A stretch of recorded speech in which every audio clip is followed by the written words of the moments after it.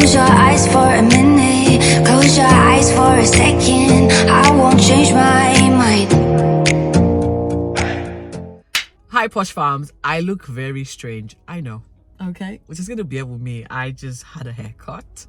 I am just trying to start anew, and shaving my hair off completely is a personal way of just rebirthing myself, and I would explain this at some point when I have the opportunity to.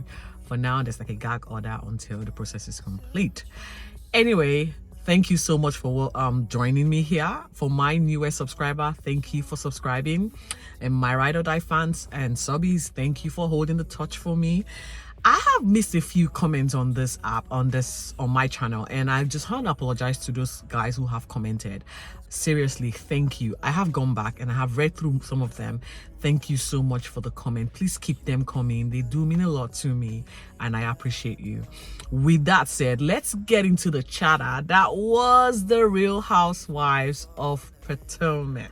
I did say in my previous upload that this is going to be a Real Housewives overload, because there's also a lot of the shows that just came on at the same time. So I'm going to try my best and recap the ones that I can, because I've got a full-time job, guys. Anyway, so Real Housewives of Potomac premiered this week, and again, I like the story team. It's like a continuum from last season's storyline. We all know what happened at the reunion. Robyn was called out for pretty much not disclosing exactly what was going on in her life at the time. Guys, this is a reality show. It's Real Housewives of Potomac. We are following and watching what's going on in your life, good and bad. And so when Robyn decided not to share some of the scandals that was happening behind the scene, it became too much for her other castmates who felt she was being favored, or she wasn't being called out for the silence or the way she is carrying on about her life.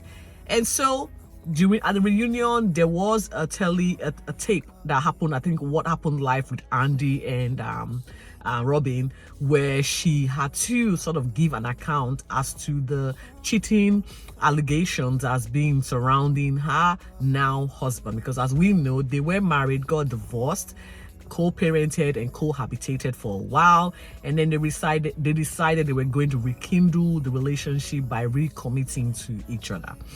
Good. But the fact remains, one, has got a solid or shady freaky side to him, and that's the fact that he's being caught left, right and center, with other women around ATL, even across state lines. And so it was rumored that a Canadian lady during lockdown left Canada on his order, came and got a hotel room that was paid for by Juan, and now Juan is insisting no, that's not the case. Apparently she came on her own volition and was stranded, and him, being the good Samaritan that he is, decided to offer some help by paying for her hotel room, and nothing happened. Apparently Robyn bought this particular story. Did you buy it just from me narrating it? Absolutely not. But you know what, I always say this, the battered woman syndrome. You people will think it's just from domestic abuse. Absolutely not. No. Or domestic physical abuse. No. There is the emotional damage where a woman is now made to feel less of herself. She feels, without this person, I am nothing. Yeah, I'm being treated poorly, but I guess that I will be treated even worse when I'm not with this person. So I have to stay with this person because of the kids. Exactly. And the fact that I've got no self-worth left, nobody will want me, I will be single and I will not be loved. I don't want to be single in my old age, and so I'm going to stick with this evil that I know. While it is good for some, it may not be good for others. Over time, this particular emotional wear down, takes hold of the woman's self-worth and self-esteem, and onlookers will begin to question everything. But at the same time, you are shocked as to the decision that she's making. Might seem irrational to you, but it is what it is. We all make decisions based on how it feels for us, or based on what we perceive as our comfort zone. And I can honestly, I can relate to Robyn. Like I said, I'm going too far now. Anyways, this season, it just started off, no surprise that the women are now trying to hold Robyn accountable for the negligence or the lack thereof during last season's run. And so the season premiered with pockets of conversation. The first was with Karen and Candice and Wendy, talking about all that went down and sort of the betrayal of sorts, that they shared. They were used as bait. Their husbands were called out upon, were used for storyline, and they had something hidden in the closet and refused to speak about their own state of affairs. And so those conversation happened. We could see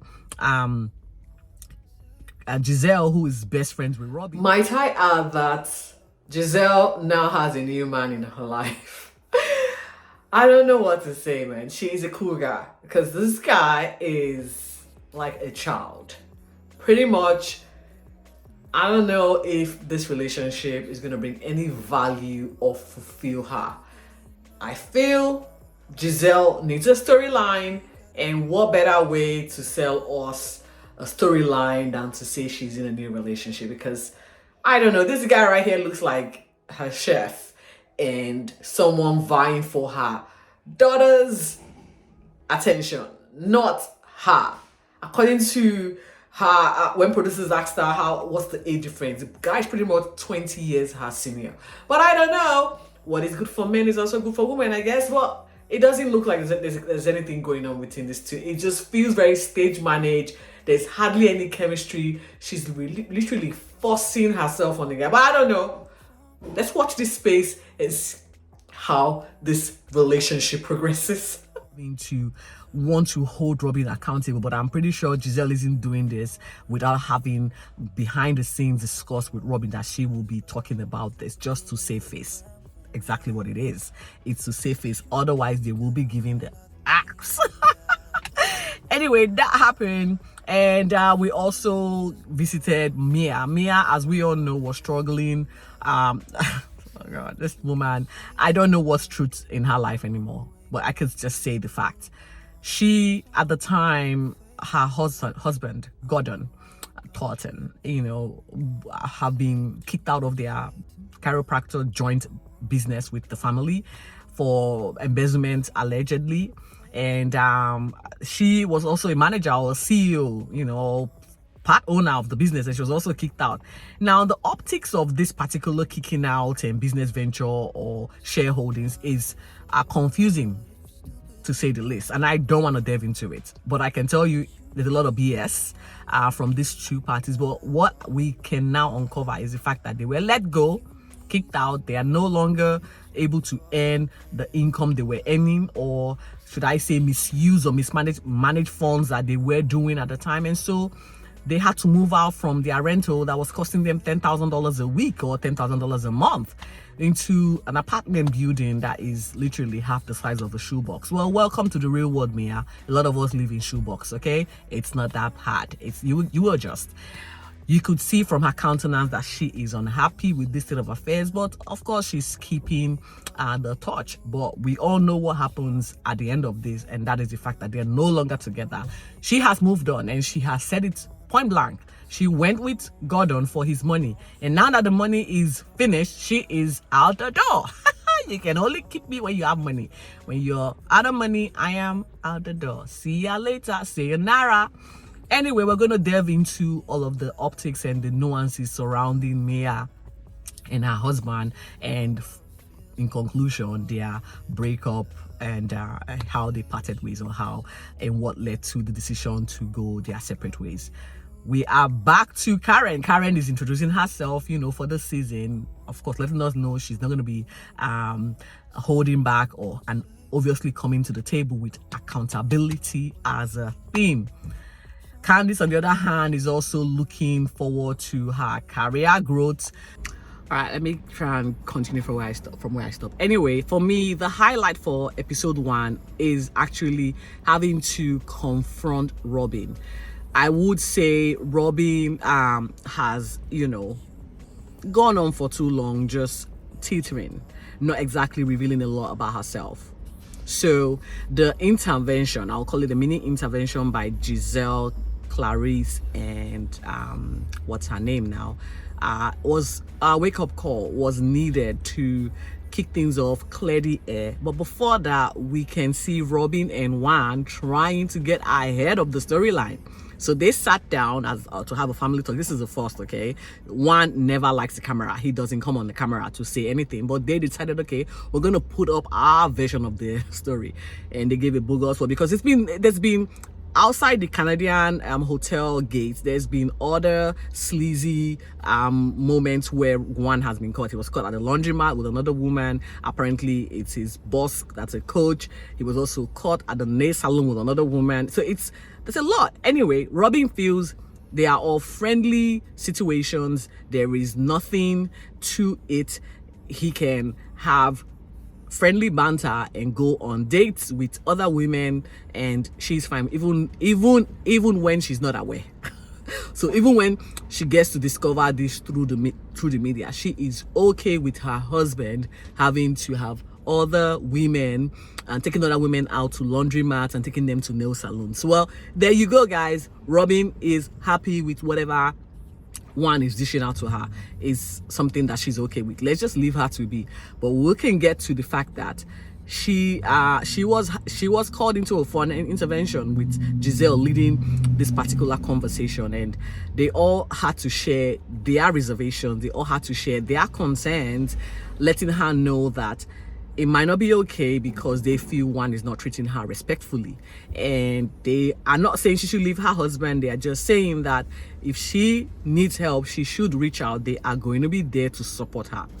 She pretty much feels that the world is up against her. Like the world is attacked, not just America. She feels the entire world is antagonizing her relationship.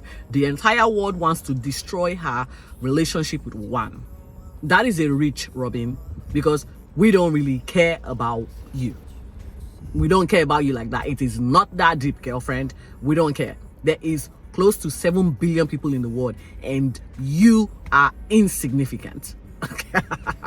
Are you serious? We're gonna be leaving the fact that inflation is hitting every household up in the neck, and focus on Robyn and what one is doing in the laundromat or in a hotel room, as well as in a nail salon. Really, Robyn? Wow, you really feel yourself too much. Well, she feels that we should all leave her to be. She is fine. She is accepting of what her husband is doing. There's nothing to it. She believed and accepted all his concocted bogus lies. She feels one is not as smart to come up with a good excuse. So whatever excuse or whatever story he has fed her is actually true. And this is where it ended for us, guys. So I am going to say, let's just let Robyn ride her Kool-Aid. We're going to support her regardless. Whenever she decides that, you know, enough is enough, I guess her friends would rally around and come to her rescue. Ashley, you know, was once a believer of her. Now I don't even know what the situation is with her partner, because on one hand they're about to get a divorce, they're separated. She's now moved into a new place that Michael Dabil is still funding. So I really don't know. She doesn't really want to divorce him because apparently it's economically beneficial for her to still be married and just let him have his way with the world. Again, she's accepting. So whilst Ashley is on the out but still in, Robyn is fully in and accepting of her husband's behavior. So we're going to leave it there, and this is where it ends for episode 1. Episode 2 see us being introduced to a new Nigerian housewife by the name of Nneka Ihim. Nneka is going to be trying a few shades, and I'm going to be speaking on this particular shade that has been trailered to come up, and that has to do with a particular tribe and a particular people in the eastern part of Nigeria. She's going to, you know, throw some shades, and I hope she understands that everything she says is going to be watched everywhere. We're going to watch it and we're going to have our opinion. And Nneka, be careful the can of worms you're about to open, but I guess it's already been open. We'll just have to watch and give our own opinion. Guys, that's all I'm going to be telling you about the commentary or what happened in episode 1 of the Real Housewives of Potomac. Come on here next week and we're going to recap on the episode 2. With that said, stay safe and be focused until I see you on here next week. Bye and thank you for watching.